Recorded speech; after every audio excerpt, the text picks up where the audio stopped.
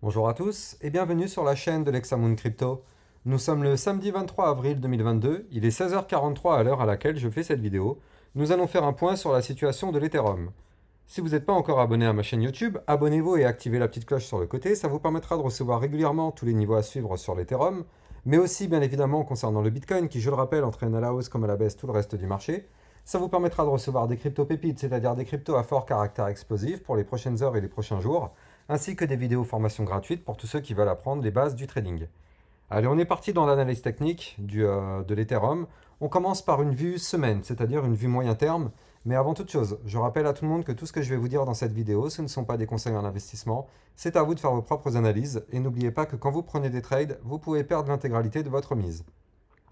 Alors regardez, en vue moyen terme sur l'Ethereum, donc en fait, c'est simple, on est actuellement en train de faire ce qu'on appelle un canal ascendant. Vous le voyez ici, on a un canal ascendant, donc comme son nom l'indique, on est ascendant, donc on est haussier, on fait des points hauts de plus en plus haut, des points bas de plus en plus haut.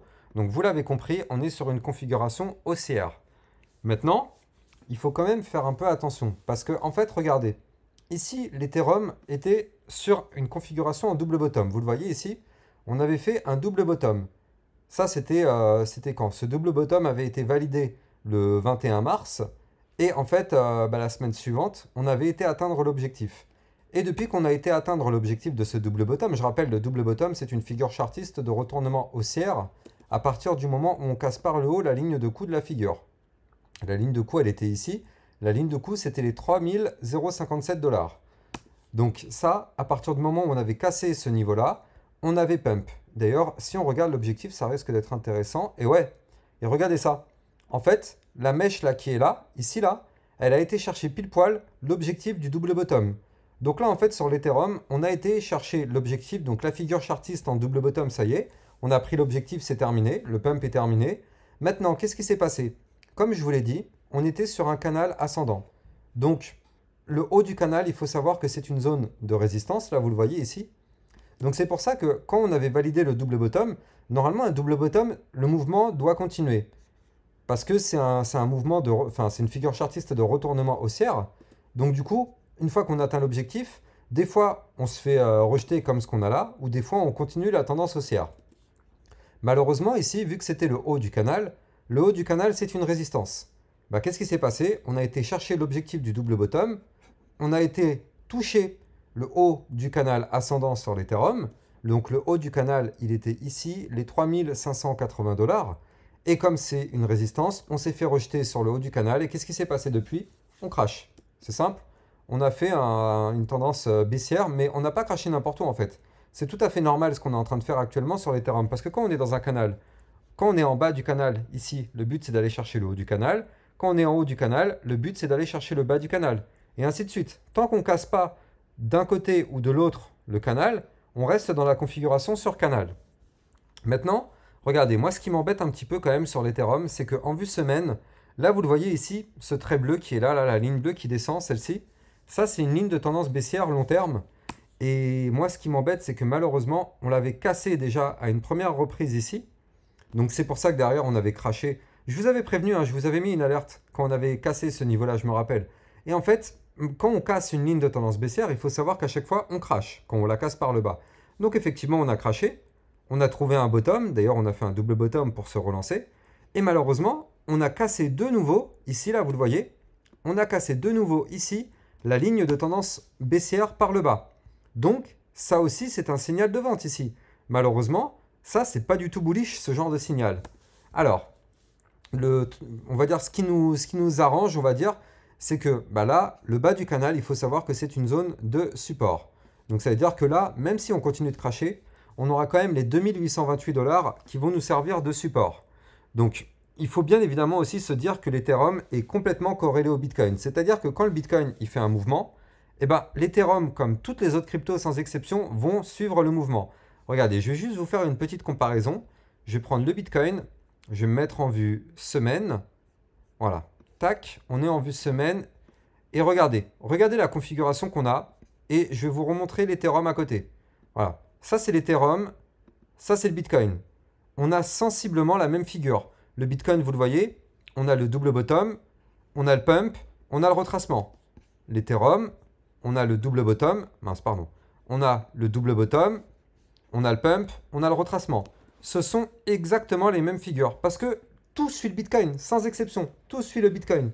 Donc c'est pour ça que du coup, il faut bien suivre le Bitcoin avant de prendre n'importe quelle position sur une crypto-monnaie parce que si le Bitcoin crash, tout le marché, sans exception, va suivre ce que fait le Bitcoin. Donc là aussi, ce qu'on peut voir sur l'Ethereum, c'est qu'actuellement, en fait, on est repassé en dessous du milieu des bandes de Bollinger, donc qui était une zone de belle zone de support. Malheureusement, on l'a pété, c'était ici les 3146 $. Et là, en fait, on va chercher doucement mais sûrement la cassure en fait des bandes de Bollinger, pardon, la cassure du ruban de moyenne mobile. Vous les voyez ici, toutes ces lignes qui sont là, c'est le ruban de moyenne mobile. Là, on est toujours actuellement dessus, mais on est à deux doigts de le péter. Si on doit péter le ruban de moyenne mobile, ça veut dire qu'il faut casser les 2883 $. Il faut savoir que quand on est au-dessus du ruban de moyenne mobile, c'est une zone de support. Quand on est en dessous, c'est une zone de résistance. Et là, on essaye de passer en dessous, donc il faut faire extrêmement attention à ça sur l'Ethereum.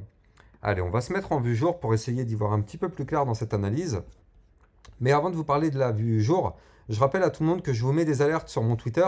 Donc n'hésitez pas de me suivre sur mon Twitter. Par exemple, vous voyez, tout à l'heure, je vous avais mis une alerte sur le Shiba pour vous dire qu'il y avait un double bottom plus une cassure de canal ascendant. Ça risquait de péter. Et effectivement, ça a pété.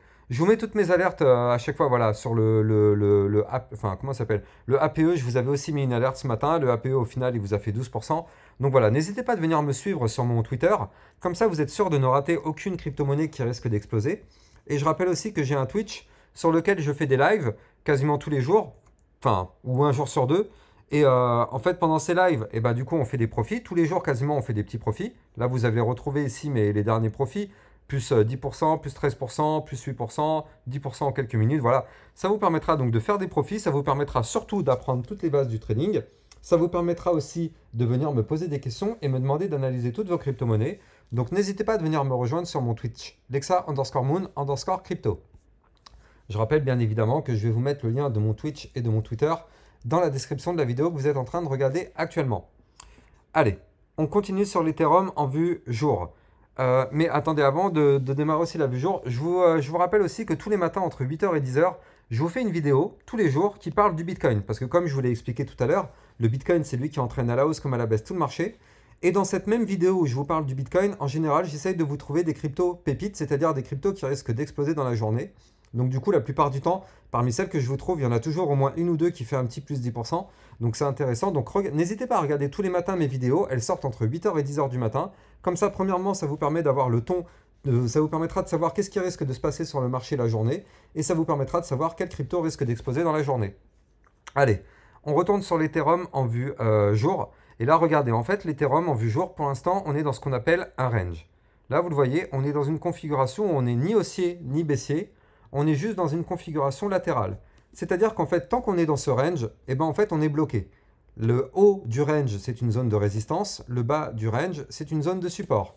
Donc le bas du range, la zone qu'il ne faut surtout, quoi qu'il arrive, pas casser, c'est les 2949 $.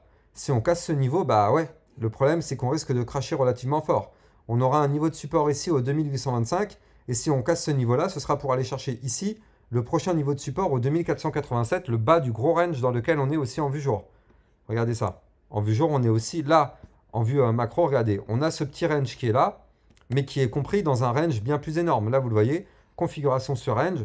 Donc, si on casse le bas du range dans lequel on est actuellement, ce sera porte ouverte pour aller chercher derrière le bas du gros range. Donc ça, c'est le cas de figure pessimiste. Par contre, si jamais on casse par le haut du range, parce que vous le savez, le bas du range, c'est une zone de support, donc on peut très bien rebondir sur le bas du range et remonter pour aller chercher le haut du range. Le haut du range, il se situe ici, 3100 $. Si on arrive à péter par le haut les 3100 $, c'est simple, on ira chercher le haut du range, le plus gros sur lequel on doit aller casser pour pouvoir vraiment pump, c'est-à-dire les 3173 $.